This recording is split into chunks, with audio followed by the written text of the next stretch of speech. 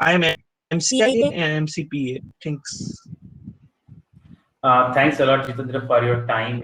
So I mean, in this critical time, and we can say that in this pandemic situation, you found time for us. Thanks a lot for that. Okay, now we have at the end of this session, we'll be having a trivia quiz where top three winners will be getting a chance to they can go and enroll for the trainings. Okay.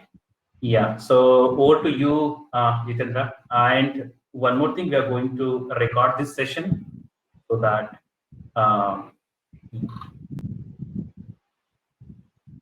Can I share my screen if you can share? Yeah, just.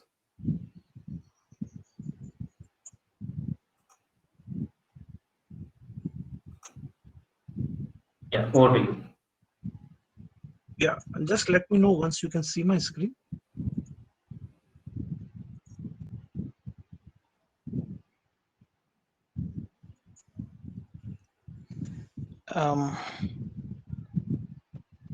Yes, we can see your screen, Jitendra, now.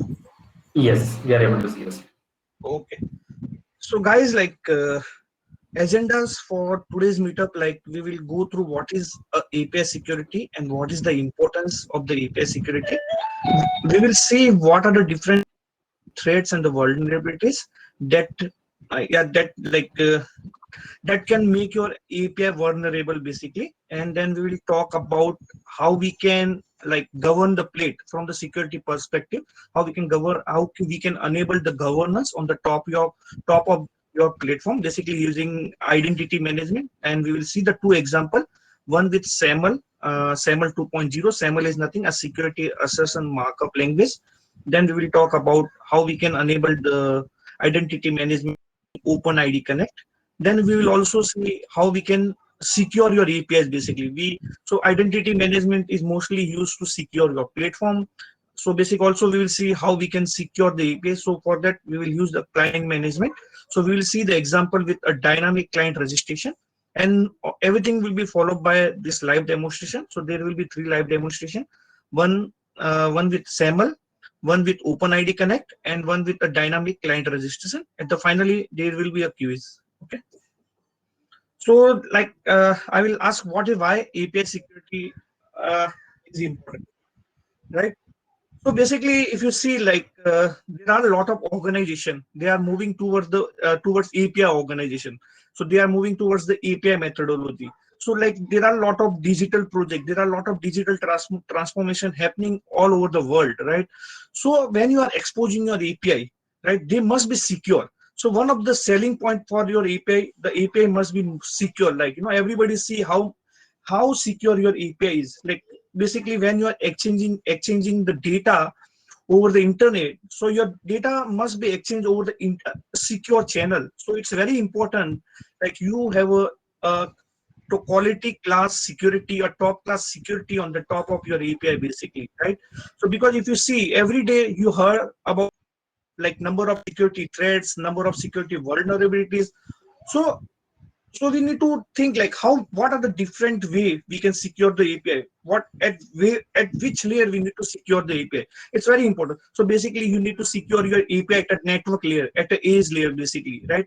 You need to secure your API at a transit, and you need to secure your API at a REST layer basically. Then also you need to secure your API at the application level basically. So there are various layers where you need to secure your API. For any organization to be a success API organization, security is the must basically. Okay, so Mulesoft provide a various kind of security components which can utilize to secure the API. So we will talk about identity management, we will talk about client management. So there are, apart from that, Mulesoft also provide a API manager with a various security policy a JWT validation policies, we have a basic authentication policy, we have a OAuth policy. So there are various policy. We will see one or two policies during this session. Okay, so let me go back to our next slide. So basically there are various type of API attacks.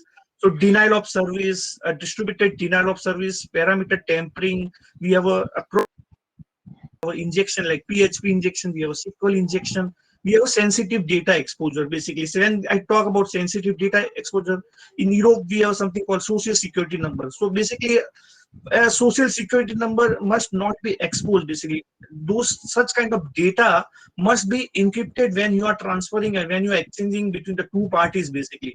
Okay, denial of service. So what is a denial of service? Yeah, like anybody knows about denial of service? What is a denial of service?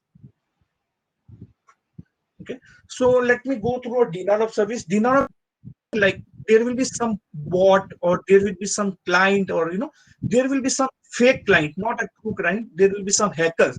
They will try to send n number of requests to your server.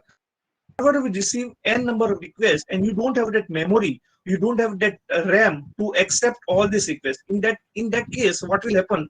Your server will get crash and it will get shut down, right? So that is known as a denial of service. So somebody try to send n number of requests to your server, and your server will not able to handle those requests basically. In that case, your server goes down, or your server get crashed, or your server gets shut down. Anything can happen to your server. So this kind as the denial of service. Then what does distributed denial of service mean? So in denial of service, there will be a single fake hacker or single false client trying to send the request. But in distributed denial of service, you are getting the request from the n number of false sources, basically n number of fake sources, basically, and that making your server hang, basically, that try to consume all your server resources and making your server hang, and in that case the server will get crash and it will get shut down.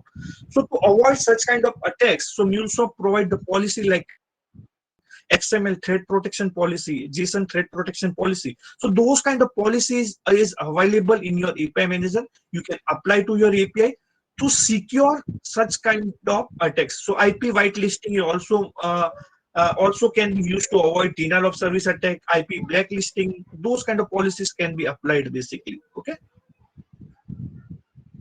Let me go to next slide. So what are the different ways a Mulesoft provide to achieve a API security? So we have something called digital signature. So when we can use the digital signature, when the two party is exchanging the data, in that case you can use the digital signature. So basically one party will sign the message, right, and send that message to the other party. The other party will validate the signature, right? The message is coming from right source, then it will process the request. So such kind of things can be applied. So for signing the message, you always require the public key of the other other source, or other destination, and the other source or other destination will have a private key to validate the signature. So that is how it's happened. We have other cryptographic mechanism like PGP, JCE, XML. PGP is like pretty good privacy, Java cryptography extension. So these are the technique which can be used to encrypt or decrypt the data when you are exchanging the data basically. So apart from that, we have like JWT, OAuth, and the token-based authentication. We will see those kind of policies in this particular session. Then we have a API manager policy like rate limiting, XML threat protection policy, JWT. And then we have a in case of runtime fabric, you can apply Anypoint security and like web application firewall basically. So basically when I say Anypoint security, so you can apply the security at the edge in case of runtime fabric. So basically Mulesoft provide like a component called Anypoint security in your Anypoint platform. So it have a lot of policies like it can check IP whitelisting, like HTTP limits, IP blacklisting. It also check for any vulnerabilities or any threats. There is a policy called tokenization. So those kind of policies is you can apply at edge. So what does this edge means? So edge means, so you are applying policy before a request get into the server basically. So you are taking care of any taking care of any request at the edge or at the network layer. So before requests get into the server, you are validating the request at the edge layer, or you can call it at a network layer basically. Then we will talk about how we can govern a platform using identity management, and how we can secure the API using the client management basically. So these are the points we are going to discuss in this particular session. Any question now?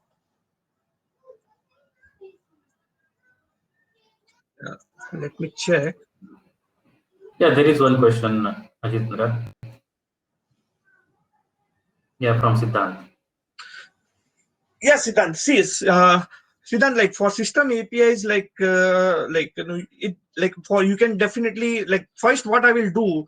First, I will never expose my system API or process API publicly. Basically, I will be deploying my system API and the process API into the private network, basically in the private VPC, basically. Okay, if you are deploying in the cloud ops, basically, you will only expose a experience API publicly. You can apply any XML threat protection policy or any OAuth or GWT validation policies on the basically it's like on the experience layer, basically. You can definitely, I will say, like, you don't keep your you just like you have to always apply a policy on the process API and the system API also. You can use like client ID enforcement kind of policy on the process API and the system API, basically. But you have to be, and also ensure that your process API and the system API must be deployed in the private VPC. It should not be accessed publicly, basically. So course is nothing, it's a cross-site scripting, like, you are getting the request from some like wrong origin, basically, and you need to avoid those kind of requests, basically. That is what a cross-site scripting on course, basically. Okay. Siddhanta, have you got my answer? Like, yeah, or you have any doubt on experience layer? You can apply XML threat protection or JSON threat protection policy. Okay, and process and system, like even the experience API will communicate with process and the system APIs, right, Siddhant? So you have to ensure that at least some kind of authentication has been set up on the process and the system API. Okay, and also ensure that your process API and the system API must be deployed within the secure environment, and those cannot be accessed publicly. It has to be in the private VPC, basically. Okay. And also, but just one thing, always ensure that you don't put IP whitelisting policy on the experience API. Why? Can anybody answer this question? Why we cannot put IP whitelisting policy on experience API?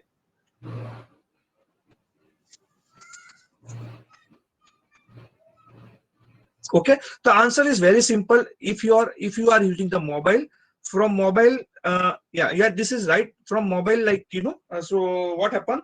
So like if you are consuming any experience API from mobile, so mobile IP address keep on changing, basically, right? So that is right, because the IP address is dynamic. Your mobile, you have some application, you are calling the experience API from the mobile application, right? But the IP address of your mobile can change. It keep on changing. It's a dynamic, right? Yeah, Mustafa, you are right. Due to dynamic IP allocation, correct? Okay. Let me go to next slide.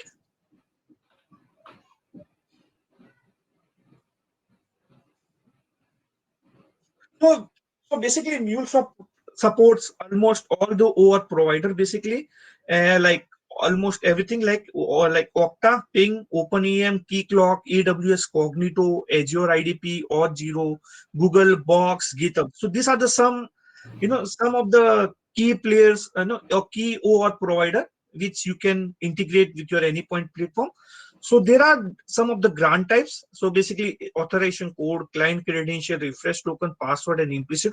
So grant type, it's nothing. It's a way, like, what are the different steps we need to perform for authenticate any user, basically. So each grant type have a different steps, right? Some grant type is more secure. Some grant type have a more steps. Some grant type have a few steps. So we're going to discuss in next slides. So first thing, I will talk about grant type authorization code. What happened in the grant type authorization code, basically?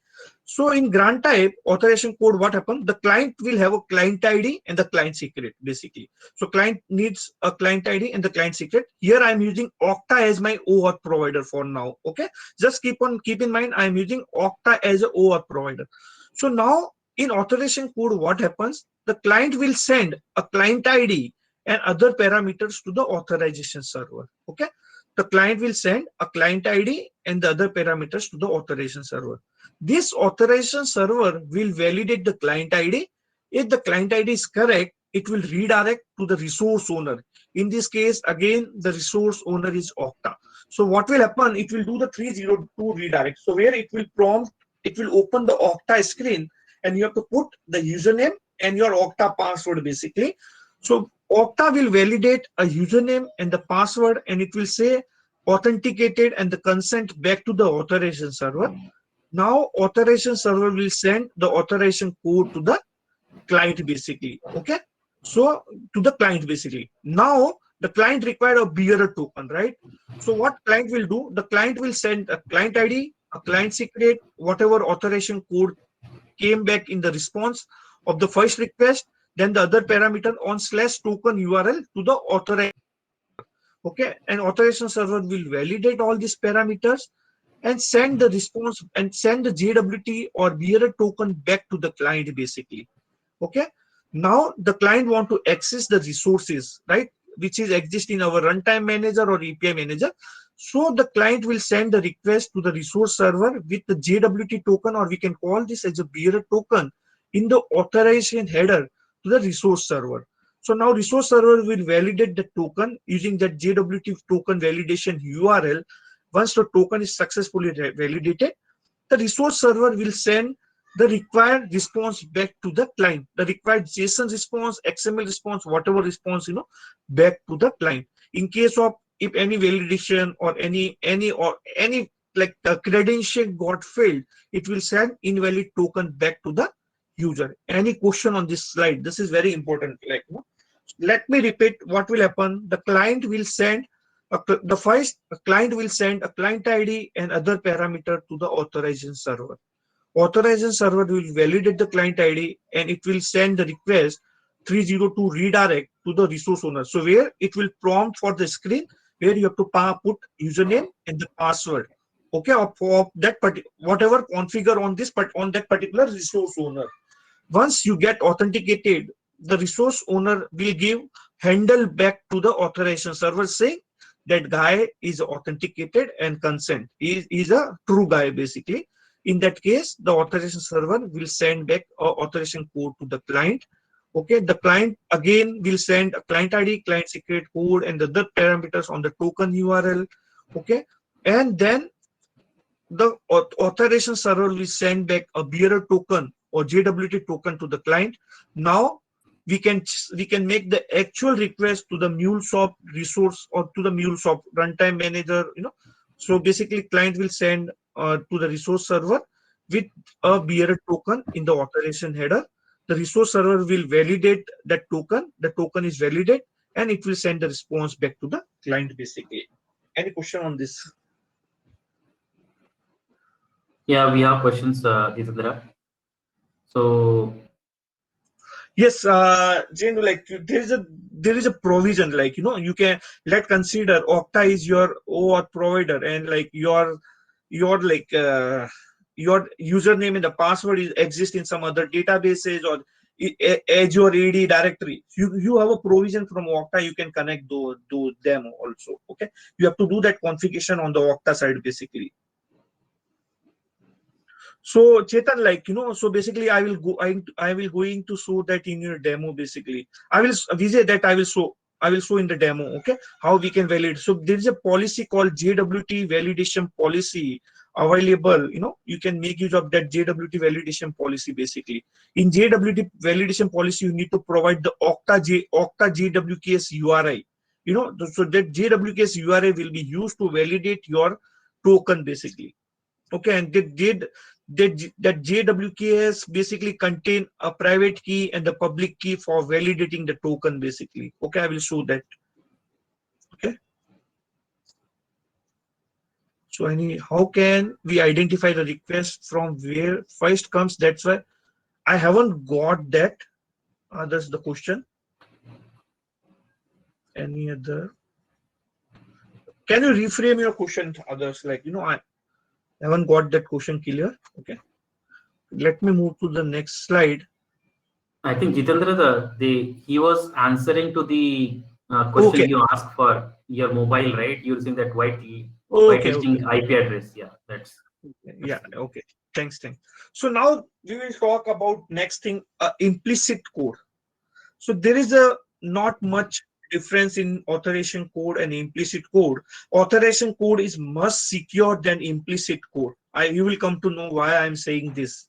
So in case of again implicit code, the client will send a client ID and the client secret, client ID and the other parameters to the authorization server basically. The authorization server will do the 302 redirect where you have to put a username and the password, and once you are get authenticated, the resource owner will send response back to the authorization server that particular guy has been successfully authenticated. In this, now once he get authenticated, the authorization server will directly send the token here. Here, in previous steps, the authorization server is sending the authorization code first, but in this case, authorization server is directly sending the token, and the client can now client have token, right?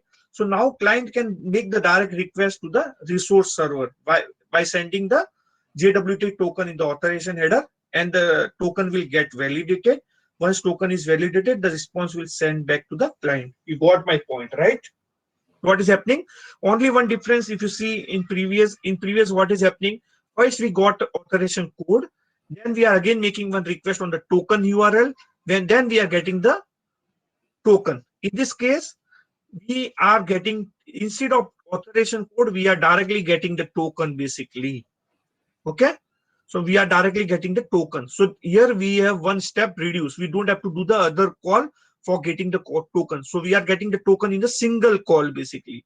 Correct? And we can use that token. We can send that token in the authorization header, and that authorization header will validate basically to the resource server. Resource server will send that token to the JWKS URL for validation. It's get validated, and it will send response back to the client. Any question? Any question on implicit code or authorization code? Between why can't auth server send so that happen in the implicit code. You have seen that, Sridhar, right? I just shown you. So there are different code basically, there are different grant type. So each grant type have a different functionality. So now we will see. So you have seen that, yes.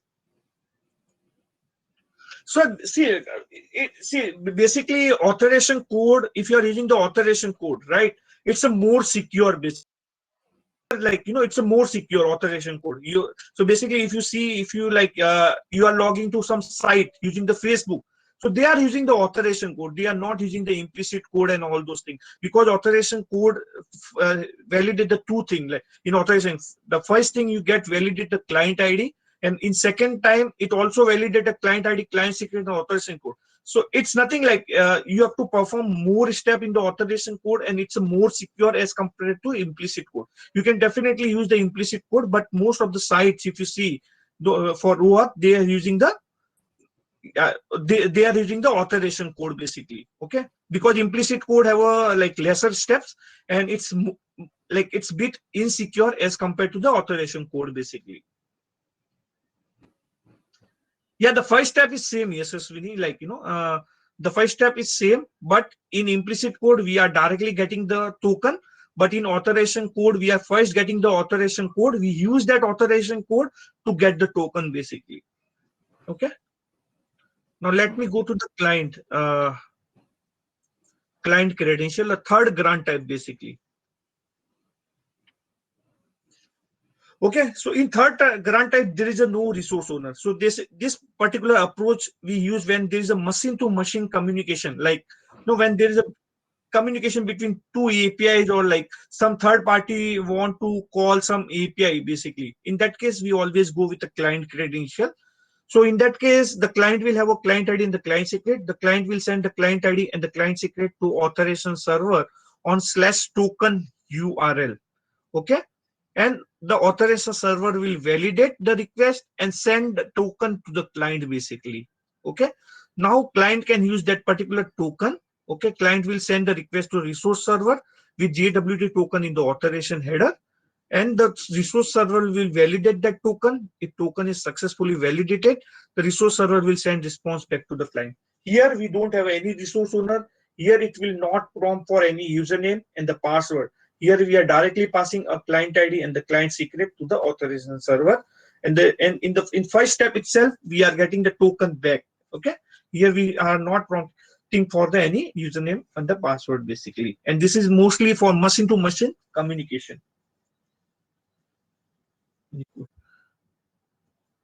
Okay. Can you hear me? Hello. Yes, Yes, yes, yes. Ashish. We can hear you. Okay. So now we will talk about a SAML. So a SAML is nothing. SAML is basically a security assertion marker language, and it is mainly designed to authenticate the user and provide the identity data for access control and communication method for the user identity. So basically what it generally provide a single sign-up kind of utility, basically a kind of functionality.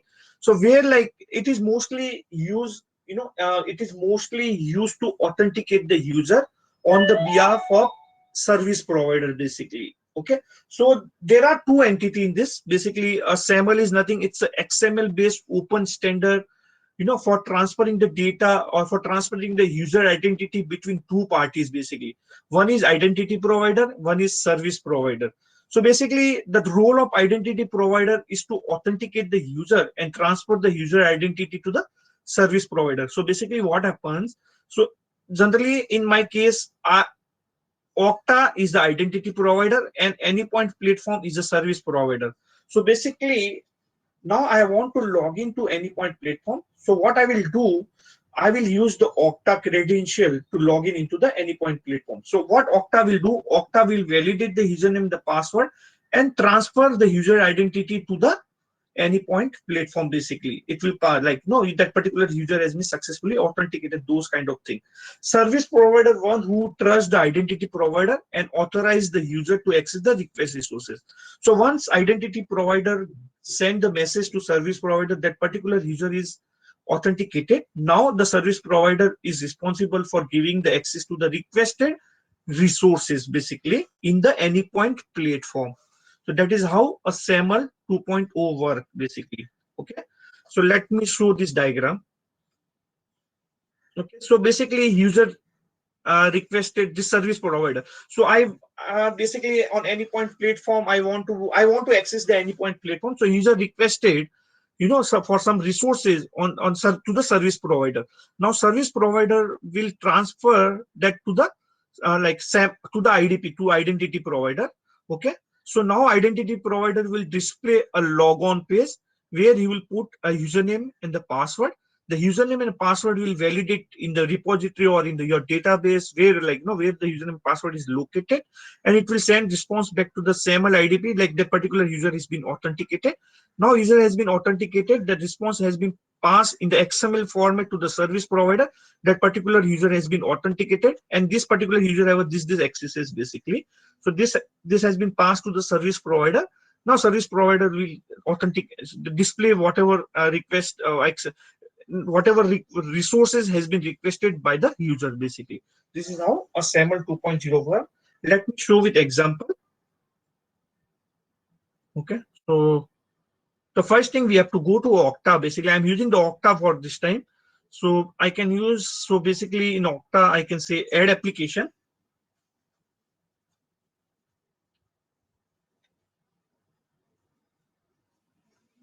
Okay, it directly provide a template also. You can use that template. Let me check. You can use this Mulesoft Anypoint platform template. But let me show with Scratch only. I will just simply say create new app. I can use SAML 2.0. I can say create. Okay, here I can say Anypoint SAML 2.0. Okay, so yeah, you have to just provide a name in the general settings. If you have any logo, if you want to provide Anypoint platform logo, you can do that. Otherwise, you can ignore it. You can simply say next.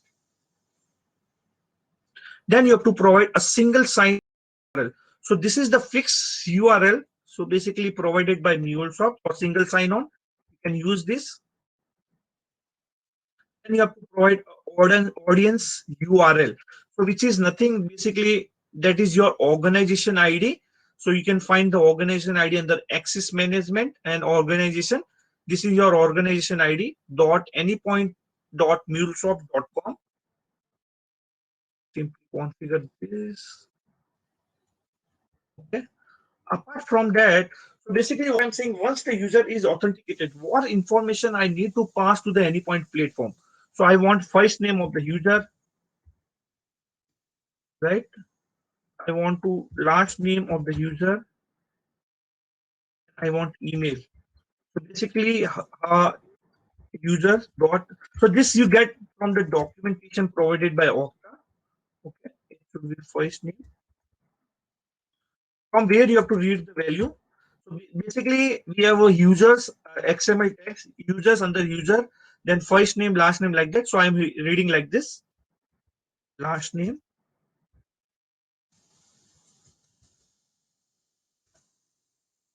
user dot email. Okay, so these are the configuration we need to perform. Okay, I will show you other information later. This is very important. I will show this also. This group attribute is very, very important. I will going to show that. Okay, so for now I can say next. Okay, this is just the information. You can put anything. It's they are just collecting the information. You can simply say finish.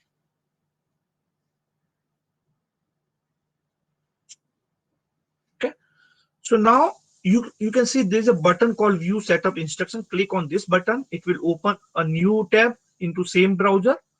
Then you can go to identity, like Anypoint platform. Under Anypoint platform, you can go to access management.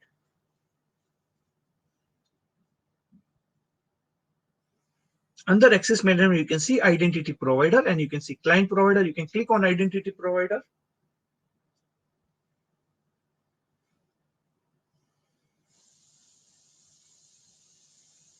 You can say identity provider. Either you can use OpenID Connect or SAML.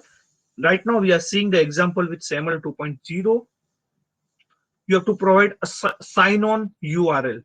So basically, copy this sign-on URL from the instruction page.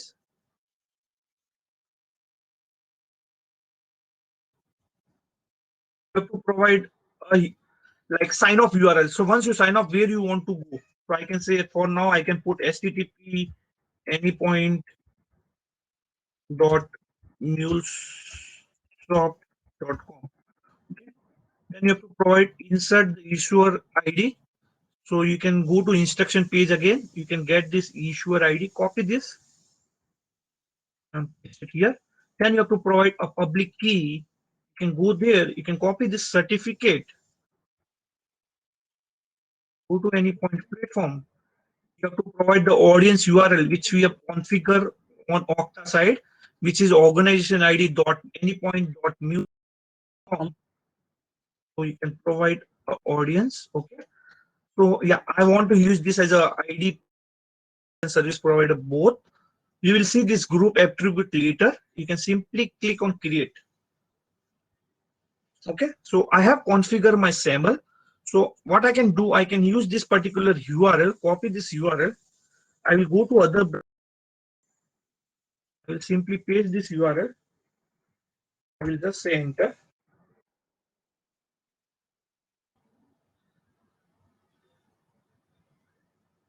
Okay, so it has been prompt me for Okta username and the password. I will put that.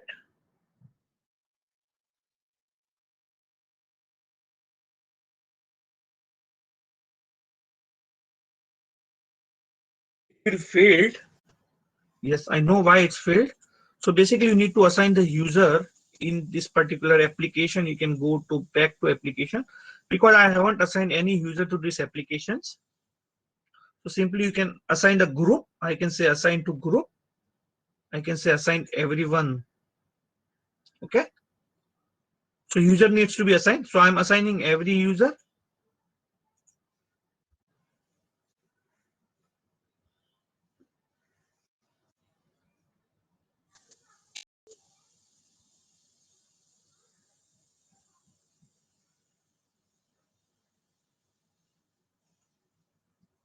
Okay, so now I am able to log into Anypoint platform. Let me check whether I am able to access this runtime manager.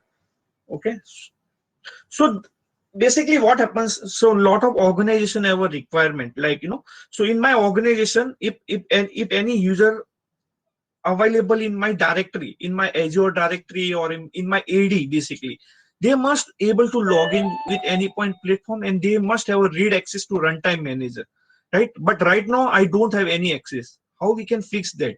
So basically by default, anybody from my organization is logging into Anypoint platform has a must have some default accesses. Basically, how we can achieve this? Okay, so this is the problem. So what I can do, you can do something called groups. So let me find where is a group basically. It must be in directory. Yeah.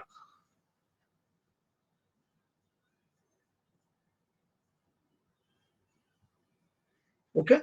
Under group, I created one group one basically. Okay. So under this group, I have this particular user. So I assign this particular user basically. Okay. So you can add more and more user, like you can create the group and you can add more and more users basically. Right now you can go back to that particular. So this group is basically is used to do the role mapping between Anypoint platform and your Okta basically. So basically here we will define what kind of access we can get in the Anypoint platform basically. Okay, so let me go back to, I can remove this directly, go back to application. I can edit this.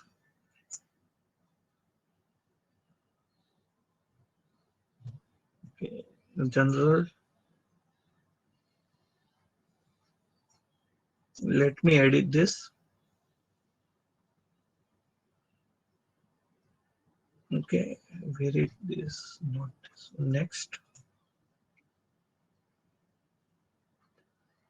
So here I can say groups.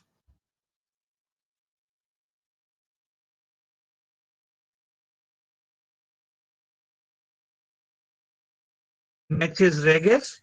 I can say dot star. Okay, so here I'm saying all the groups in my Okta basically must have some access into the Anypoint platform basically. Okay, so I mentioned that. Next. Okay, then you can say finish. Now what you have to do, you have to go to SAML, and whatever group name you given, like if you see in your basically Okta basically, here you have given some name basically, right? So let me go to generals. Here you given this as a groups basically, right? So what you can say, so you can give that group basically here. You can save it. You can go to roles now.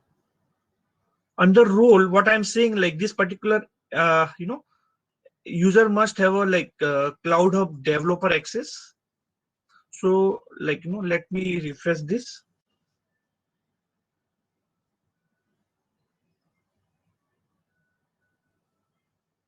Here you can set a set external group mapping. That I'm saying whatever user in my group one in Okta must have at least Cloud Hub developer access. Okay. So I'm saying set names basically. Okay, that is what you have to do. You can just simply this group one. So basically, whatever user in the group one in the Okta will have a default access. I think I don't know what happened. Group one. Yeah. Let me refresh it. Yeah, it got set up now. So now what I will do, let me sign out.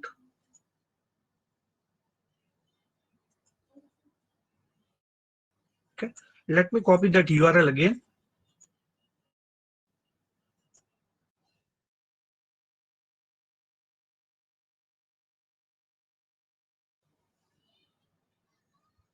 Okay. Let me check whether I can access a runtime manager now.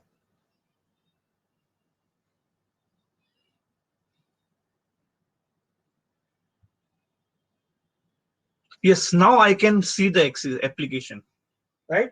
So by default, the user who are part of the group one will get access to the Cloud Hub any so runtime basically runtime as a dev runtime manager access that we have defined. You can set multiple groups basically. You can set a you can map the multiple role with that particular group. Okay, that is also possible. You can do that. So basically, like I also want developer access, so just go and set the group one basically as an external mapping.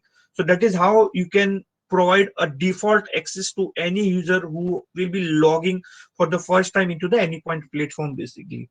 So this is, if you see, this is the one of the most common requirement you will get from the customer. So I have done the single sign-on. but my organization user must able to see a developer portal and the Anypoint exchange basically. So then you have to provide that access basically using this kind of approach. So basically you can create a group in Okta, right? Then like you can set up like you can add like all your organization user under that particular group basically, right? Then you can set up like you can come to Anypoint platform and you can set up the external mapping and you can give the same group name which you have defined into the Okta. Okay. Yeah, Jitendra, there is a question, but before that question, I want to add one more point.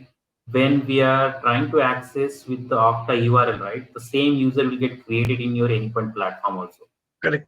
Right. So there is a question. See, yeah, Madhu, yeah, if you want to take it. Yeah, Manu, you can do that, right? You can set up multiple users. So that is you can add that multiple username under that group. Basically, it is possible. It's possible to configure a few users to use Okta SAML to.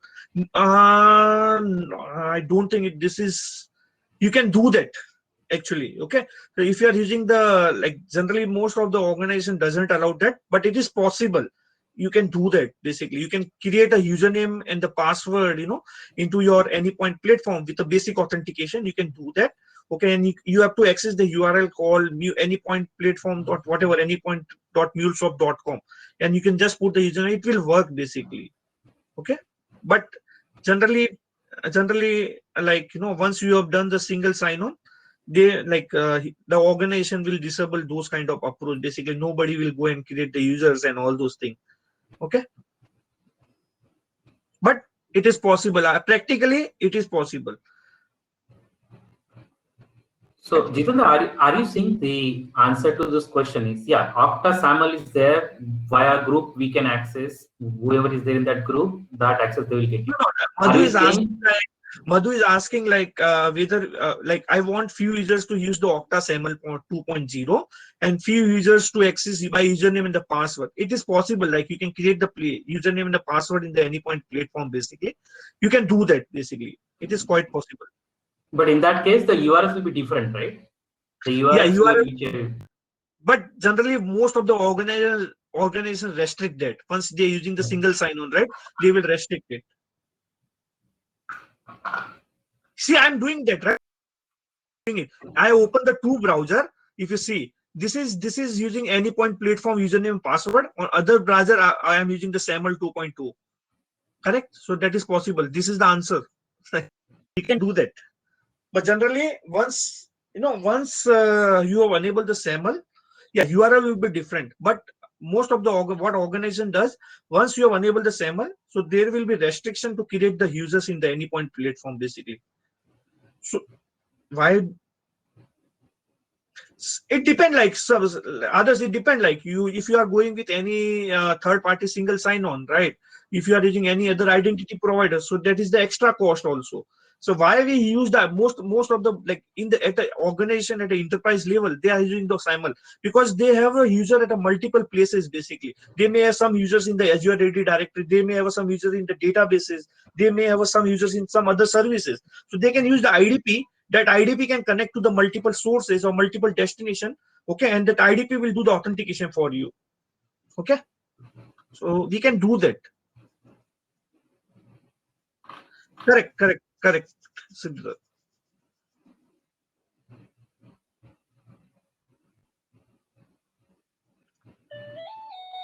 Sridhar, generally, Mulesoft will never ask to provide the username password for your platform. Basically, they will never do that. I've never seen that. Okay, they will never ask for your username and the password for the platform. They will never do that. They will definitely do the screen sharing with you and So why Mulesoft generally never ask for the username and the password. But in case if you have questions, you can provide your username. You can provide your single sign-on username and the password then. Okay, or you can create a temporary user and the password in the Anypoint platform. You can provide the temporary username and the password. So there are various approaches. Okay. Any other question? If you find any question, Ashish, or we have covered everything. Yeah, we have covered. Yeah, I'm following the chat window. So yeah. So what I will do, I will just delete this identity provider now.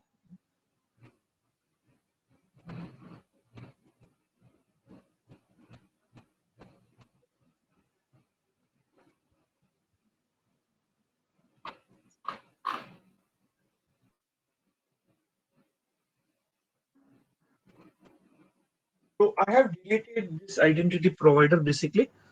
Okay. So and let me go with OpenID Connect now. So we will see a second approach which also provide a similar kind of functionality, which is OpenID Connect. So basically, OpenID Connect is just an extension of your OAuth 2, Open Authorization 2.0. So basically, OpenID Connect is a simple identity layer on the top of OAuth 2.0 protocol. It enables a client to verify the identity of end user based on the authentication performed by the authorization server, as well as obtain a basic information about the end user in the REST like manner. Basically, we have seen that, right? We have seen that SAML. Basically, in SAML, like the information between identity provider and the service provider pass in the form of XML. So SAML is the mature than OpenID. OpenID is still it's in progress. Basically, it's a recently came out protocol basically, but SAML is from last 15-16 years basically, I think. So it's more mature. Apart from that, like whatever we have done, like we can provide some default accesses and all those kind of things that cannot be done using the OpenID Connect. We cannot do that, right? We can definitely authenticate the user, but we cannot provide the accesses basically. Okay. So like what we cannot provide the access dynamically, which we have done for the SAML 2.0 basically. Okay. So it's nothing. It's a authentication protocol, or it's a identity layer on the top of your OAuth. So basically initially OAuth is just providing the authorizing the resources. It basically authorizes the resources, right? But with OpenID Connect, it can also authenticate the user basically. Okay. So as the Anypoint platform organization administrator, you can configure the identity management in the Anypoint platform to set up user for single sign-on. So basically, we have already seen how we can enable the identity management with SAML 2.0. Now we will see how we can do with the OpenID Connect basically. Okay. So these are the two things. So let me go back to Anypoint platform. I will remove this. So they both are same. You will come to know what is the biggest difference between this and so one of the thing, like you cannot provide a dynamic access, right? What we have done, if some organization user get logging into your Anypoint platform, so they will get some default access, but in case of OpenID, this is not possible basically. I just let me delete this is just a free account, so I have to delete some applications. So here again, what we have to do, so you can go to identity provider, you can select OpenID Connect.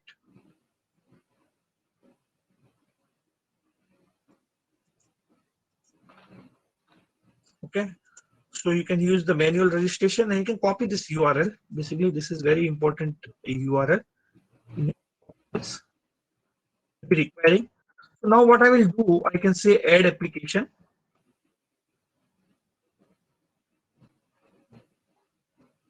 You can create a new app, and here I can use the OpenID Connect. I can say create.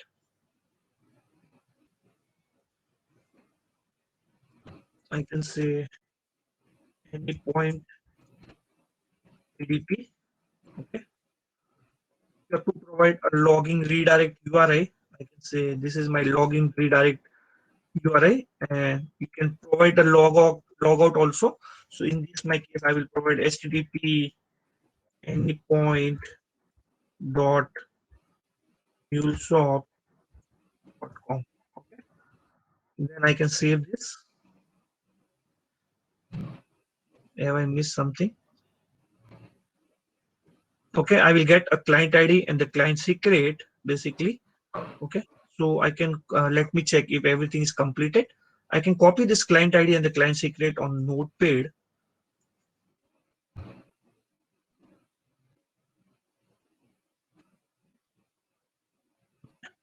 Apart from let's see.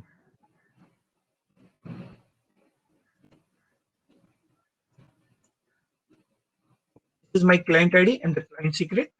So apart from that, you have to one more thing. You have to assign a user basically to this also, which is very important step. So you can, I will assign the group. I will, for now I will say everyone assign. Close this. So I've done that.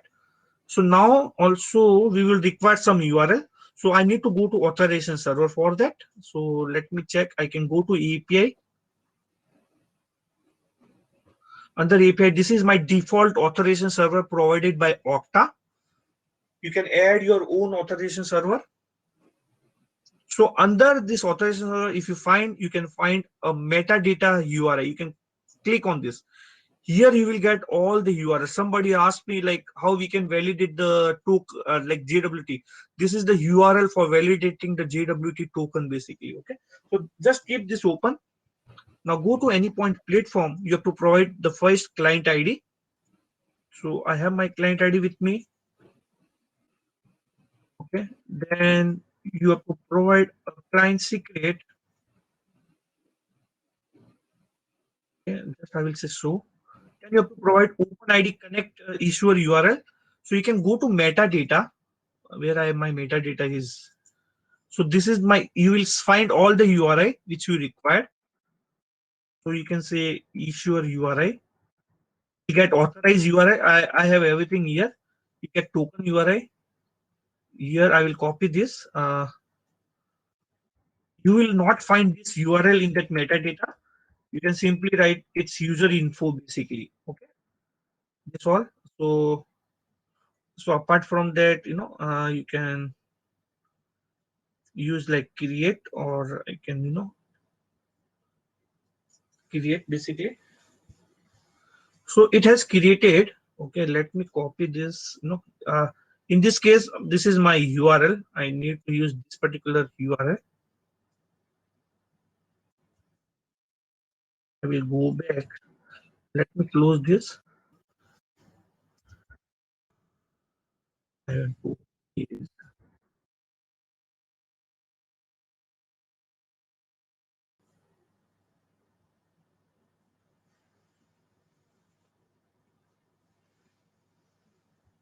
So let me copy this URL. I will just say enter. It will redirect me to the Okta. Okay.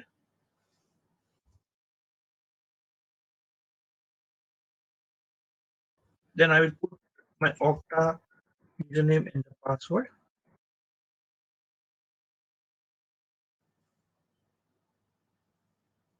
Yeah, see, I have some problem. You will not get this message, so don't worry. I have some problem with this particular user. So I, like, by default, whenever I add this user, it got so disabled basically. So let me enable it. You will not get this problem. I don't know why I have this problem, but one, you will do that, you will not get this problem. Okay. So I have enabled it. Yeah, I know that. Copy.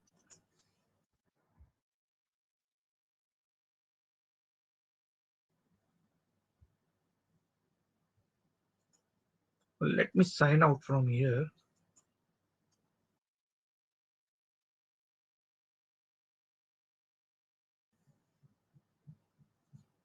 Yeah, I can log in into my Anypoint platform with this Okta user basically. You can see that. So here, why it haven't prompt me for username and password, because I'm already logging to Okta in this particular browser, right?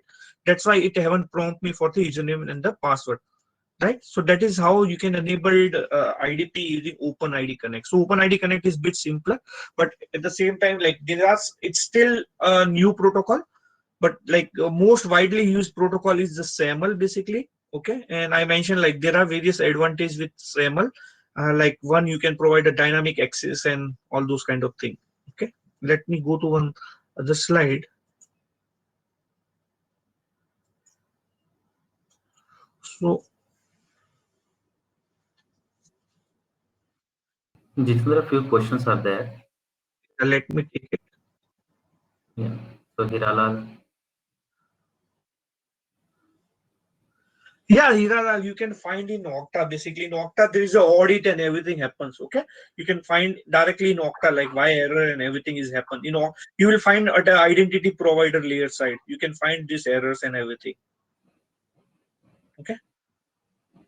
Does Okta? Yeah, Okta developer version is free. You know, like you can configure that. You know, it's free. Like you can use this particular.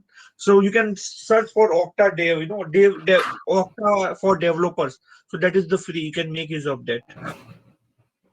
We can configure only one ID at a time. I think we can't have Okta SAML basic. We can have it. I show you, Madhu, right? We can have a Okta basic. I've shown that, right? Already when I've configured the SAML, I was already logging with basic authentication, and I was also logging with like SAML also. I have done that, right? So that is there. So at the same time, they are saying so at time we can go with only one, right? Hitendra?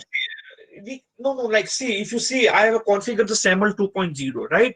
Then in SAML 2.0, I have logged in with Okta user, right? And also in same Anypoint platform, I log in with my Anypoint platform username and password. I have done that, right? So that is possible, Madhu. It's possible, Ashish. Okay. So if you see, I will give a simple example.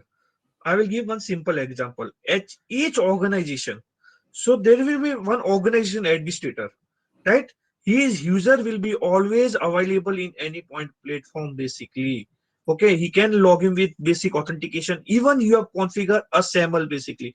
There must be one user exist with a basic authentication. That is by default. Okay, so there will be one organization administrator who will be existing there. Even you have enabled the SAML. You can use that username and password to directly log in into Anypoint platform without SAML. That is possible. Okay. Any other question? Madhu, this is clear, right?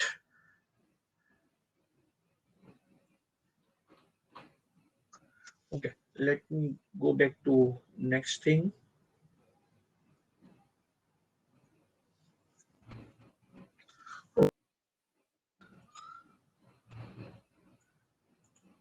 Asir, hopefully we have 10-15 minutes more, right? Yeah. Okay.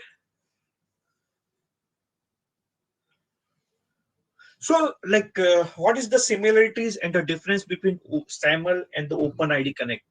The SAML and OpenID Connect both are identity protocol basically, and basically they both are designed to authenticate user and exchanging the user identity data between service provider and the identity provider, right? So that is the intention of SAML and the OpenID Connect. So mainly, SAML is used at the enterprise level where like your account exists in the multiple services or multiple AD directory, right? No, in that case, you go like you can make use of a SAML kind of thing. Basically, the SAML basically use XML for exchanging the data, okay, over the HTTP or SOAP, or SOAP for the data transportation.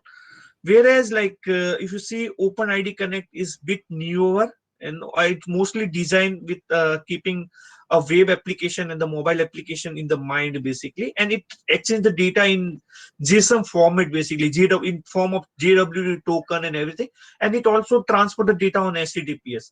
If you see with SAML, we have seen one of the like one of the thing like you can do the dynamic that you can like allow the dynamic access to the user basically. Those kind of things can be achieved by SAML. Yeah, OpenID Connect, it is improving day by day, like there are things. Yeah, but this is also why nowadays this is also widely used protocol for the communication for the identity management basically. Any question before I move to other topic, a dynamic client registration basically? Yeah, Sridhar has one more question.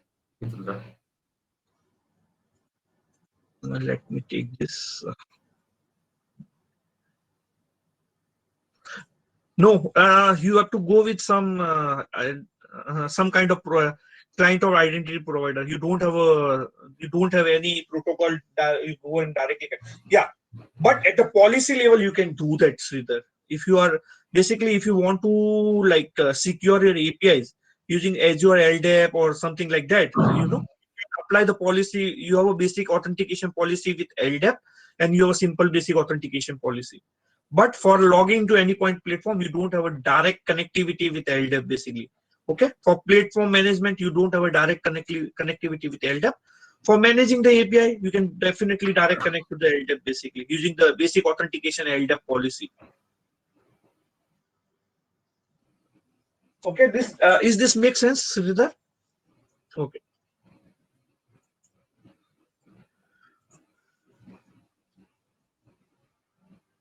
Just give me a second.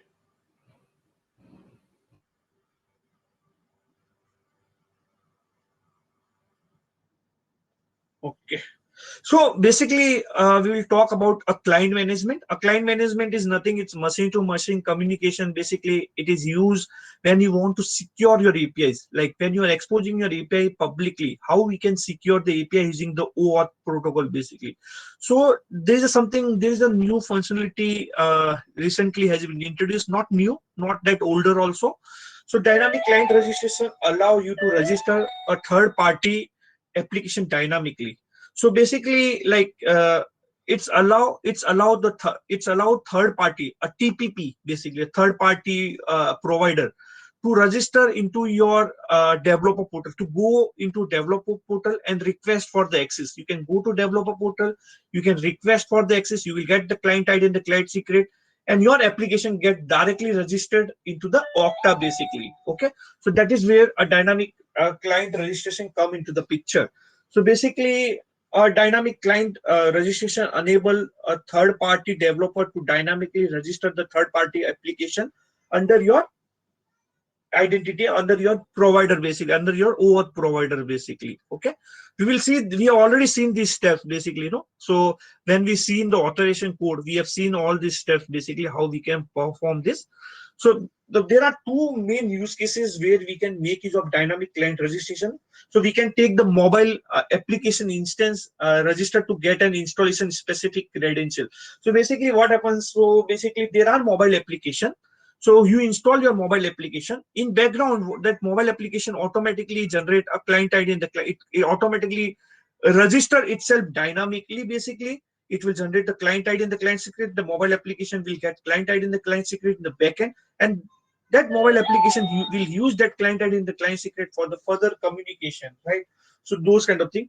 And the second use cases is like client are registered with the OAuth server from a developer portal or API management system, which I explained just now. So basically, you are the client, you are already registered to access any organization developer portal. Now you, from that developer portal, you can request access for any API using dynamic client registration. So if you want to access XYZ API, you can simply go and request the access. But if once you do the request access, it will generate a client ID and client secret for you. At the same time, the application will also get registered into the Okta. Okay, so let me show that example. First thing what we will do, so we will go to Anypoint Exchange. So let me log out from here.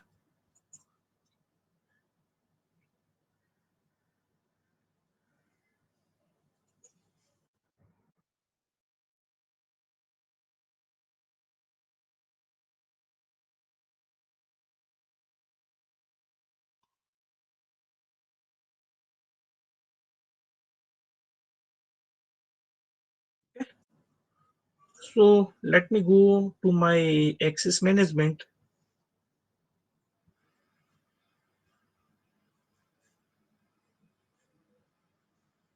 Let me remove this identity provider right now. It doesn't make any difference, just I want to remove, like, I don't know.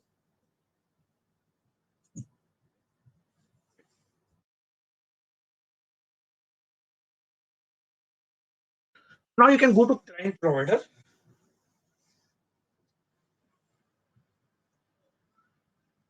You can say add client. So I will use the OpenID connect dynamic client registration.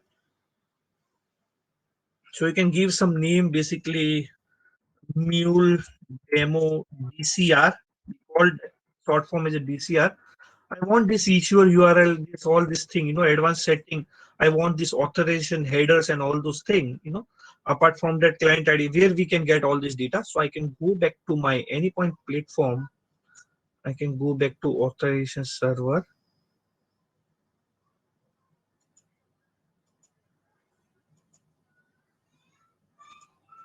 Okay, not authorization server, sorry. I can go back to applications.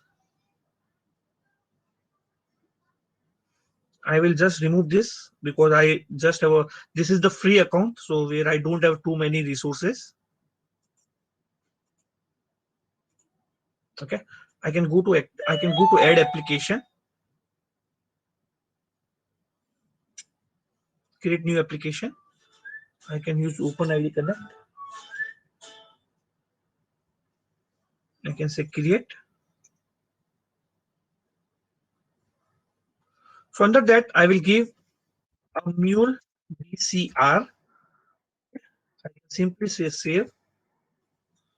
Okay, I have to provide some, you can provide some dummy redirect URL for now, that's fine. Localhost, I can simply say 8081 / callback.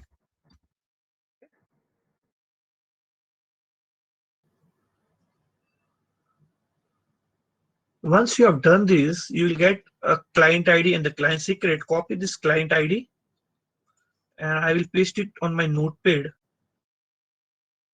Then you can copy client secret. What this? The second thing, if you see, we require some authorized, we require client ID, client secret. You also require some authorization header, right?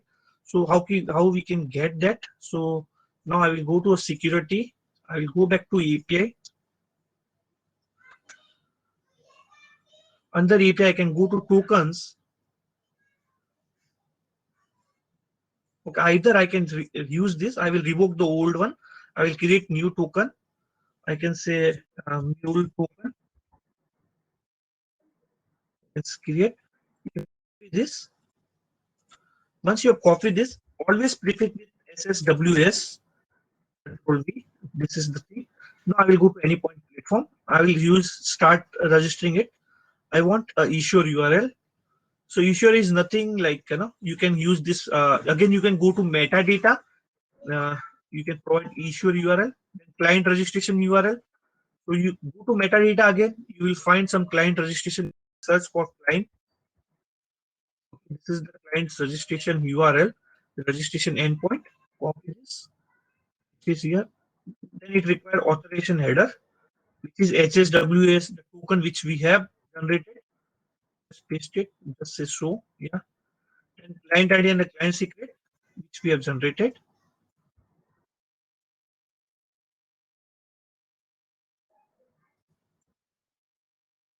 Then authorize URL. So that again you can get it from metadata. For me, it has been already cached, all introspection URL and everything. So these are the settings you need to do. You simply say create. Okay. Now it has created. Now you have to go to your environment.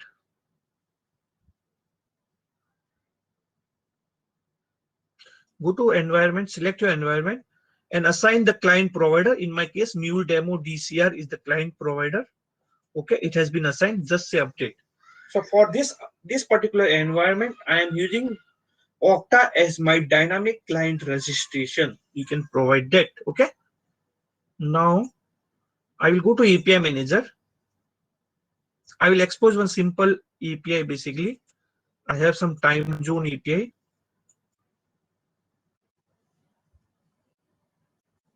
I will create some API, create new API.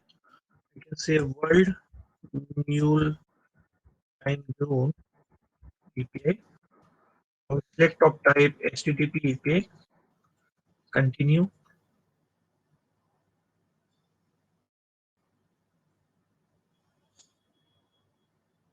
Okay, endpoint with proxy. I will say yes. I will provide this implementation URI. Then you have to select a client provider. In my case, for this API, I will use Mule Demo TCR as my client provider. And then all settings, everybody knows how to create a proxy. Then simply save it. What happened? Oh, I think I have pushed the back button. Let me do it again. Sorry. World time zone API, select HTTP API, continue. Okay.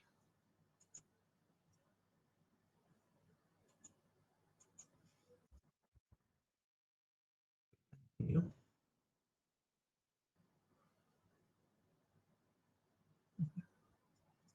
Okay, I will again say endpoint with proxy. This is mule 4 and okay, slash API. Yeah, rest of the settings you can just make sure your client provider has been selected as a mule demo DCR and just say save.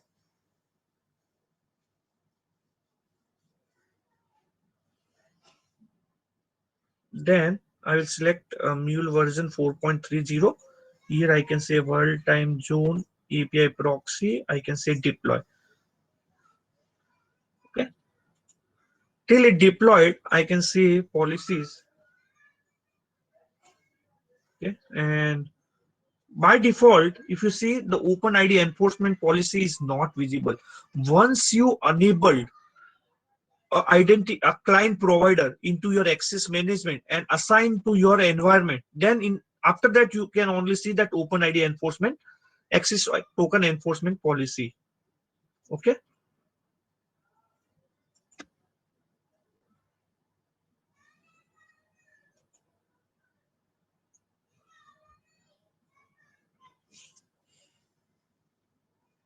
Then I can say configure policy. If you want to provide allowed some scope, you can provide a scope. For now, I will keep everything as it is. Okay. Skip client ID. It doesn't require, even you doesn't matter anything. So scope you can say, put like OpenID, like new scope. But for now, I want to allow all the scope. I will just leave it. I will simply say apply. Okay. So I'm waiting for my application to get deployed. So let's wait. Is there any question? I can take it.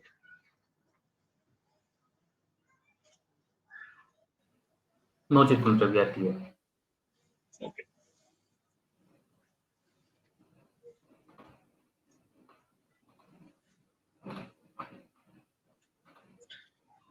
See, identity provider is mostly for like governing your platform. Basically, a client provider is used to secure your API, to enable the security on your API. Basically, okay. Yes, you can do that. Like I mentioned, like you can add more and more client provider. You can add those provider into. You can add the multiple provider into your environment. Okay, and you can choose a different provider for different API that is possible. Okay. So, Sridhar, you got my answer, right? Identity provider is mostly like authenticating the user, to ensure that the correct user is getting authenticated to your Anypoint platform and access the resources. Whereas client provider is basically used to access your API resources. Basically, he can go and do the API call and access the proper API resources. So that is the difference. Let me access this application.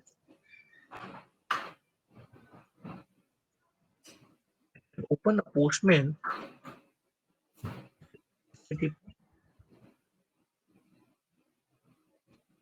Asia slash. Let me send the request. So I'm getting the error. The token has been, so because we haven't generated the token.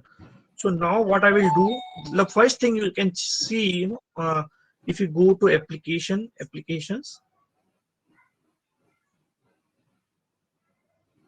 So here you can see, there is only one application. Just keep eye on this. There is only one application. So now I can go to my exchange and I will try to request the access. I will try to generate the, which one is my API. I think it's Mule time zone. Here I can say request access. Once I will say request access, I can say production. I can create a new application where I can say a mule demo app. You can provide a grant type as an authorization code. Okay, and you have to provide the redirect URI. So in my case, I will use the Postman for the testing, right? So I can provide a Postman redirect URL. In real time, you have to provide your own redirect URL. Okay, so just keep that in the mind, basically.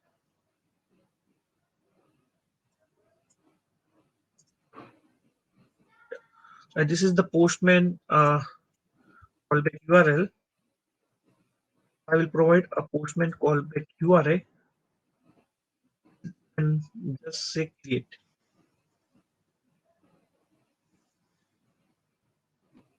Okay, I will also say implicit grant also.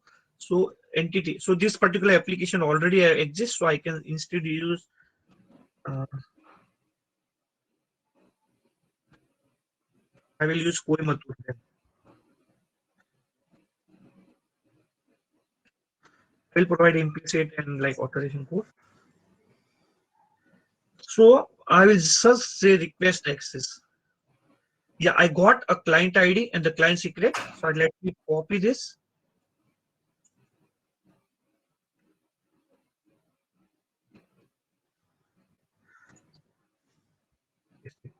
Now I will go to Okta. Let me check whether the application got registered in Okta. You can see the application got registered in Okta basically, right? Only one change I have to do. By default, you can do this automated, but this is the free version. That's why I'm not able to do it, but you can do it. Okay, right now I'm assigning some user to this. So you can see your application has been dynamically registered into your Okta basically. Okay, so you can see that. Now, what I have to do, the first I will use the authorization code basically. Okay, under authorization code, this URL you can get it from the metadata. I have shown that, right? Server metadata, so you can get this all the URL. Just I want a client ID and the client secret.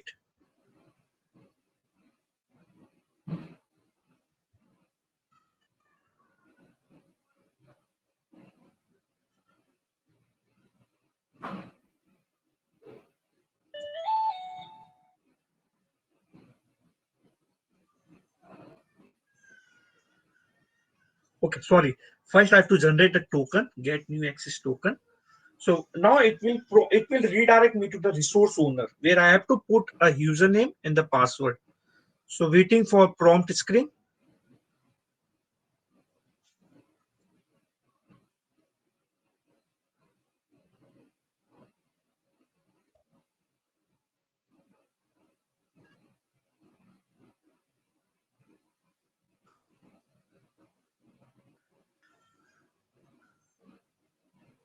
So I got the token, proceed. So this is my token. I can use the token. If you see, this token is automatically added into authorization header as a bearer token. Let me send the request now.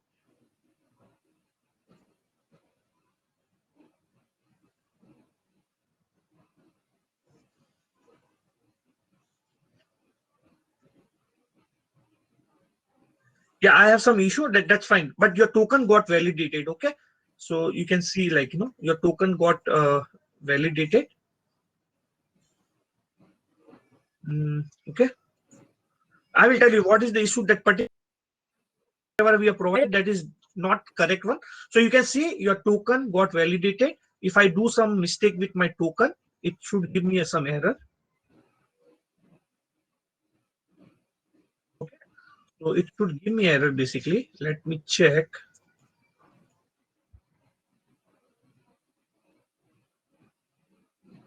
No, I haven't done it right. Yeah, your token has been revoked basically. You have done some problem with your token. We got this error. Now same way I can use the implicit code.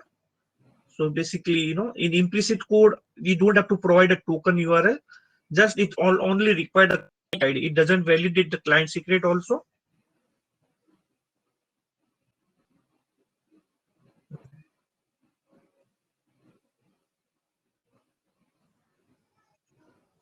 I have to generate a token that I always forget to do that.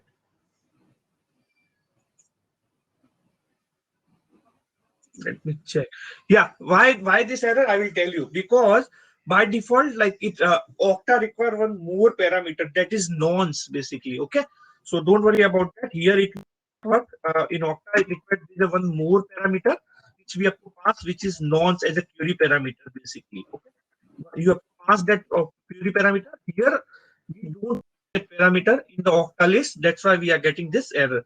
So you got my concept, right? So basically, you have to pass a nonce parameter. If you see Okta documentation, it requires an extra parameter which is not available in the Postman basically. Okay, so let me if you pass that, it will work. So let me show that. If I have a time, I can show that.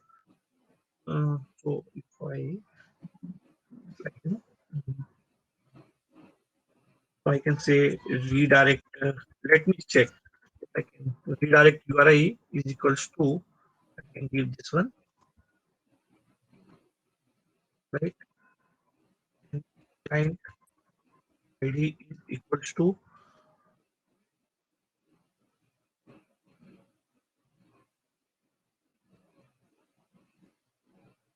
and response type is equals to token, and is a one. Let me show that. Then nonce. You have to pass anything, and state something, and you have one more scope which you can say open ID. Let me check if it works.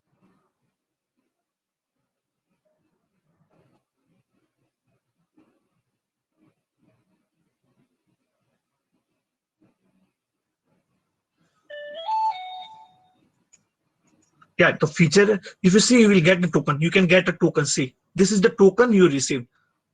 Okay, so you can see the token has been received in the URL.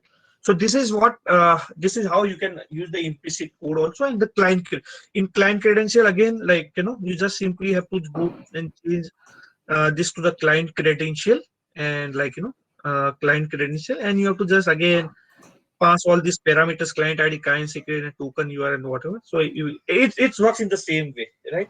So now I want to show, somebody asked me about a JWT kind of thing, right? So let me take that topic, and then we can close the session. Okay. So it will be fine, right? Somebody asked me a question at the start. Yeah, that's fine, Jitendra. Yeah.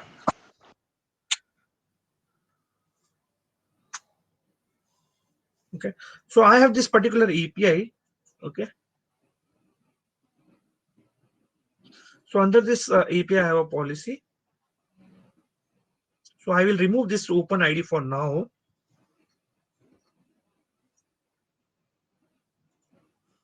Instead of that, I will use JWKS policy, JWT validation policy.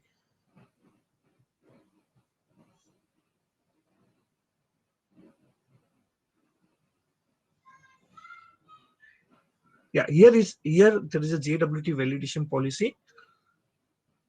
I can use 1.14.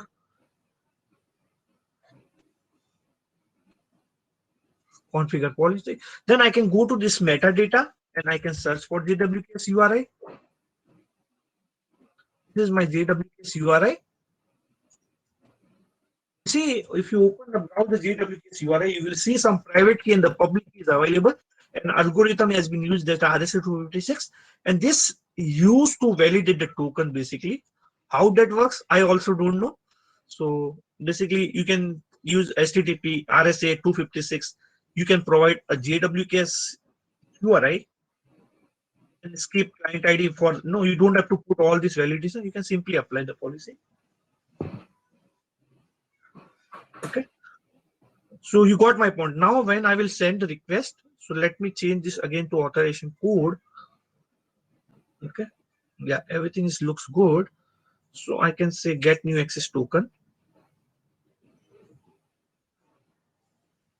Proceed.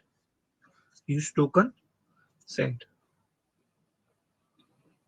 You just forget about 504 because my end URL is not correct. So yeah, we are getting some correct response back. So you can see that, right? So the authentication, if I try to play with token or doing something wrong with token, we get error. That is how the URL get validated using that JWKS URI basically. Okay, so you can apply the JWT validation policy. Any question? Yes, Jitendra, there Yeah, are questions. let me take it.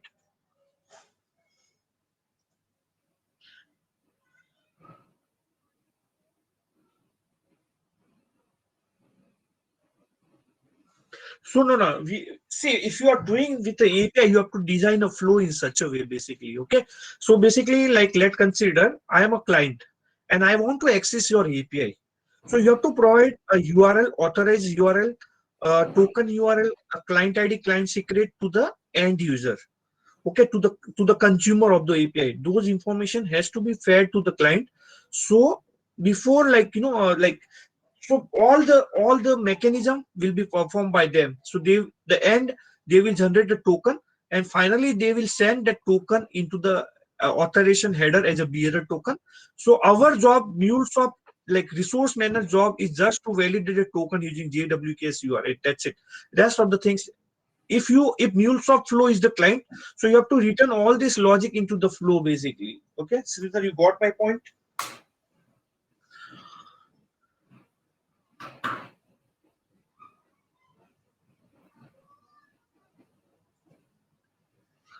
Yeah, these are not manual stuff. You have to automate it basically in your flow, basically. Yeah, if you're using the Salesforce REST API, right, we need to do that only. So we need to generate the token first and then pass that token to the subsequent calls. Correct. That you have to write in the, if your Mule application has to call some application which is enabled with OAuth, right? You have to perform all the steps. You need to have a token URL. If you are using the implicit, if you are using the grant type as an authorization code, you need to have authorized URL. You need to have token URL, client ID, client. You need to have a scope. So your job is to perform all these steps. Okay. You will pass, once you have generated token, you will pass the token into the API call, into the API call. Then it's a resource server job to validate the token using that JWKS URL, which we have configured on the JWT validation policy. Okay, so this is your job. Okay. Yeah, thanks, Ashish. So I'm done. Yeah, thank you so much. Yeah, and thanks for all these questions, guys. So yeah, let me share my screen.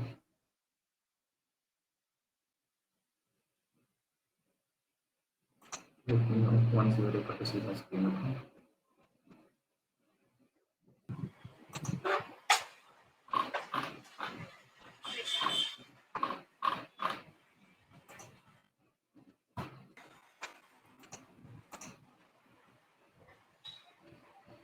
You're able to see my screen? Yes. Yeah, is it visible properly?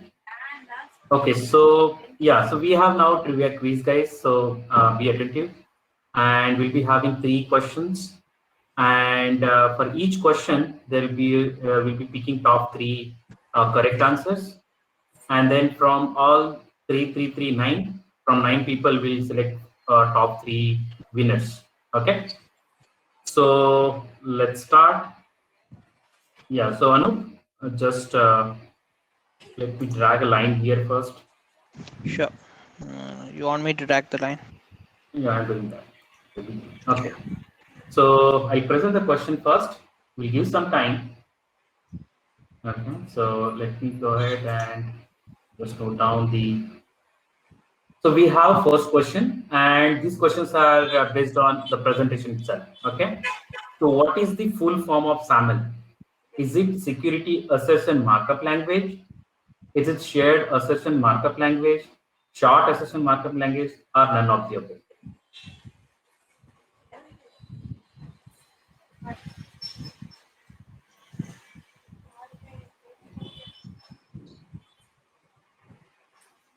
We already have the answers. Yes, the correct answer is A. So yeah, Anu, please note down all top three correct answers. Yeah, Sridharan, Satya. Kalyani. Yeah, if these guys are, in the next question, if these guys are there, we need to skip and find the new one, new 3. Okay. Yeah. So are we ready for the next question? Yeah. Draw the line, Anu. Yeah, I'm Balkis on. has already done. Yeah. Yeah, I'm on full screen, so I won't be able to see that. Okay. Okay. So next question. Which one is not OAuth grant type?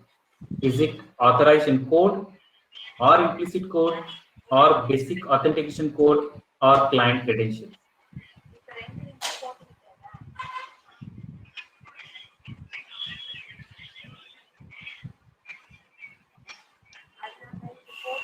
Uh, Yeah, so correct answer is C, right, Jitendra?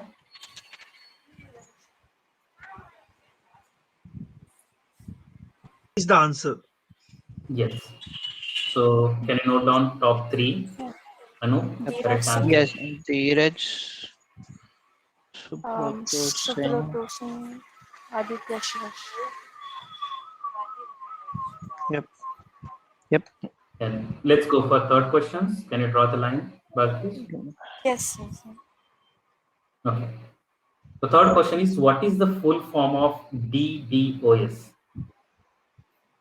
Is it distributed denial of service, delta denial of service, data denial of service, or none of the above?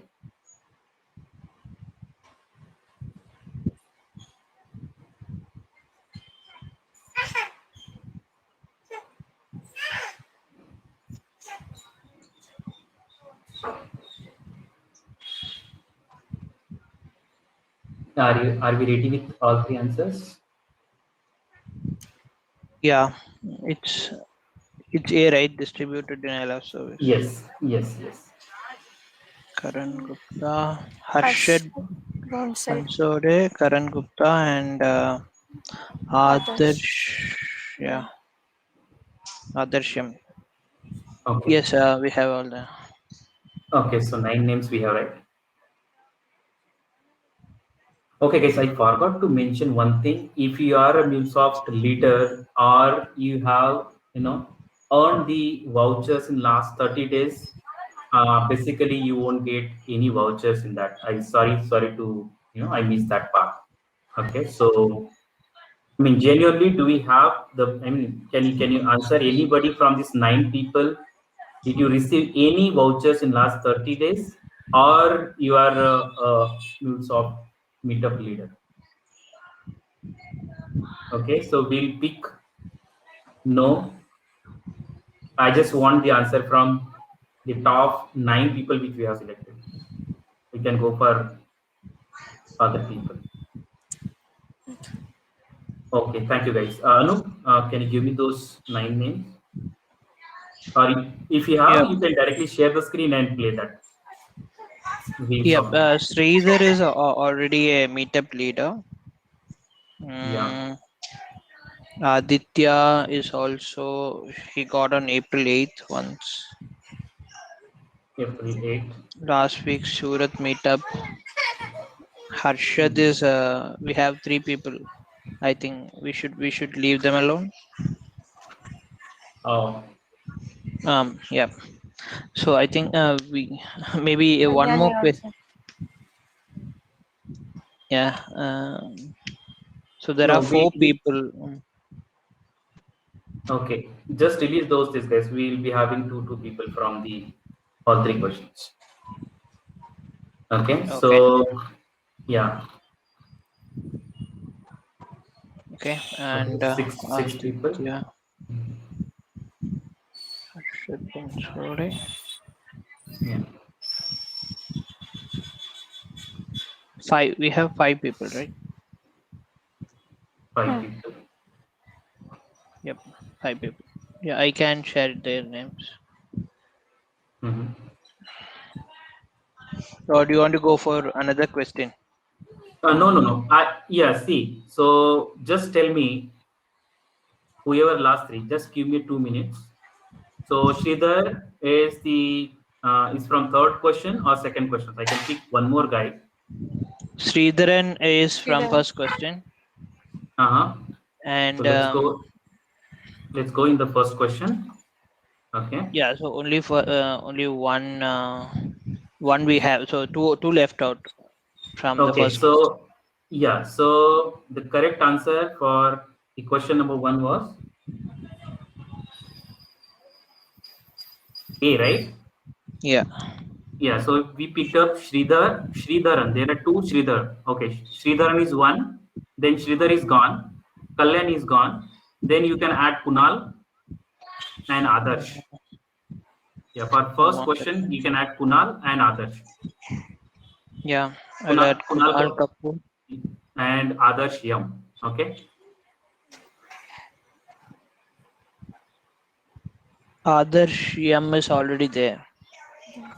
Adarsh Yam is already Dheeraj, there. Okay. Dheeraj also already there. Yes. Then I think Saddam Sheikh. Saddam Sheikh. No, Subroto Singh is there, right? He also already there. Okay, okay. Brother Saddam Singh. Sheikh. Okay, second question. Is there anybody from second questions we missed? Yeah, we have one. Mm-hmm. We can pick one. Okay, just so answer to second question was C, right? So Yep. C.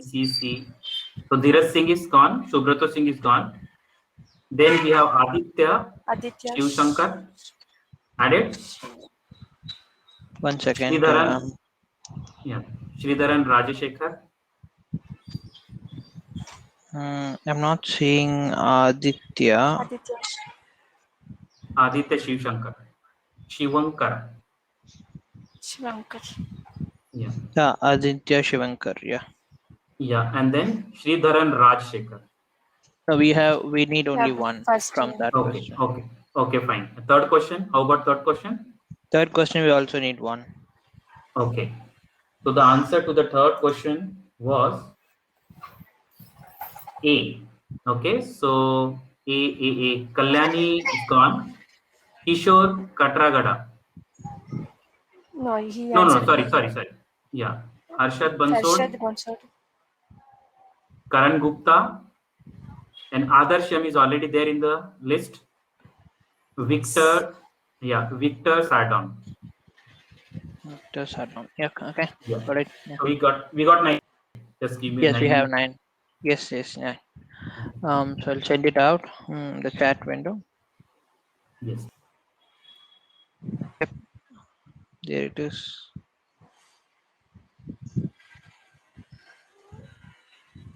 Ashish, are you there? He back of no. He dropped out. Okay. So then I think like let me spin the wheel for them. Let me add the names of them. I'll share my screen.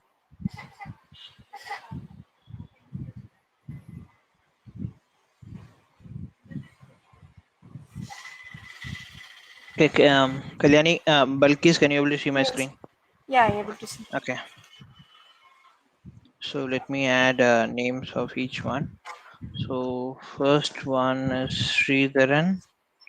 Next Abhishek. one is Kunal Kapoor. Kunal Kapoor. And second one we have Saddam Sheikh, Dheeraj Singh, Singh. Subrato Singh. yep, um, Dheeraj Singh and Subrato Singh, Aditya Shivankar. Aditya Shivankar, Karan Gupta. and yeah, Karan Gupta and Others. No. Adarsh Yam, right? And then we Hmm. have Victor finally we have Sardin. Victor Sardin.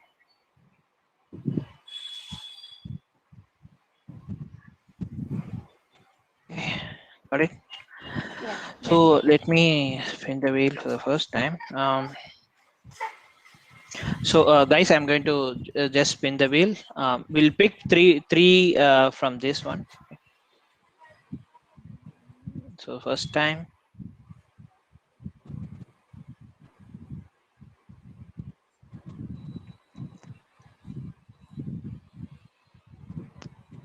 Okay. So yeah, congrats, Kunal. So this is for Kunal. Please share your mail ID, Kunal. Yep, please share your mail IDs.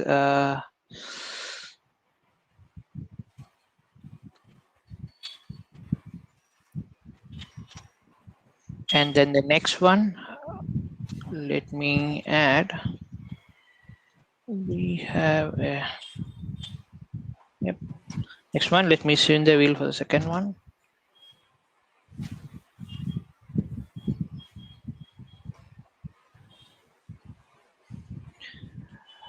We have, yep, Diriraj Singh. Congrats, Diriraj. Diraj.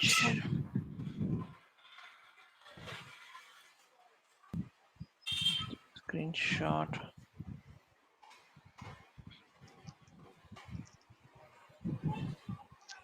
Wait a second. Yes.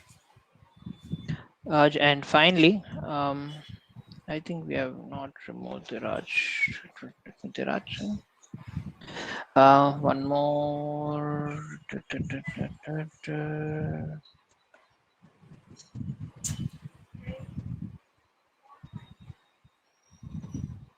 Aditya Shivankar.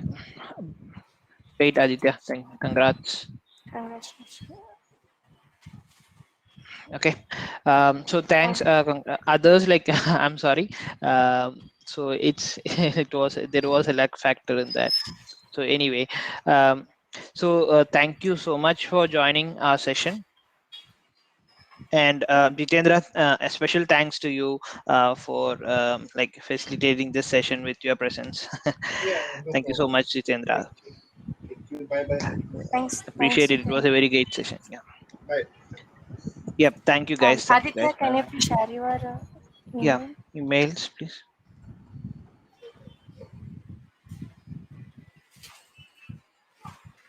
Hello, Aditya, are you there?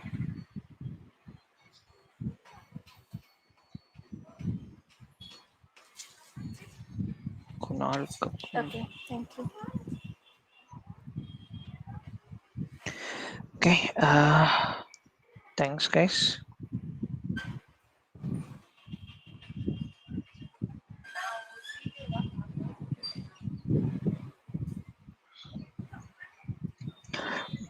Balkis, we'll just end the Yes. session. Okay, yeah. Yep. Thanks, Thanks, Balkis. Anurag. Yeah, thanks, Anurag. I will Bye. share that link. Bye. Yep. Thank you.